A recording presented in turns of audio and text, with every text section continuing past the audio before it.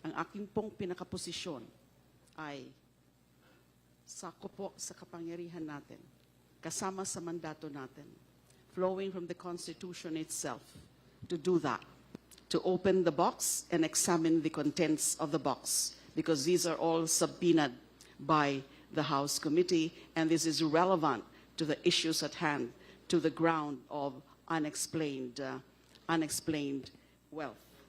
Pwede pong sabihin ng iba, those espousing a different view, na anyway, meron na po tayong probable cause doon sa mga nakita na natin at narinig na natin ng mga ebidensya.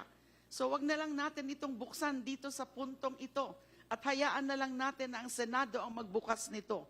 Hindi ko po tanggap ang dahilan na yan. Kasi with more reason, na since we are talking here about establishing probable cause, determined probable cause, lahat ng mga pwedeng ipasok na natin para mas klaro ang usapin ng probable cause, dapat po ibigay na o makita na natin.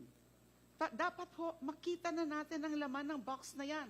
Hindi ho natin pwedeng ipadala lang sa Senado na hindi natin alam. Kasi later, tayo rin po ang prosecutors. Kailangan ba natin buksan? The question is in relation to the determination of probable cause.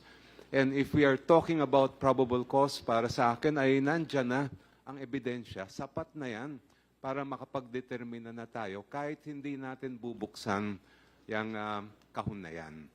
Meron pong kasabihan sa batas sa ex abundante cautela, with extreme caution. And out of the abundance of caution, I believe that it would be more prudent for us to leave this to the Senate to decide whether to open the box or not. Thank you, Madam Chair. Kong Chel, you're not joining the position of Kong Laila.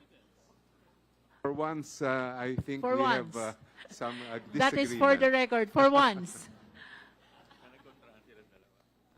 For the first time, split decision.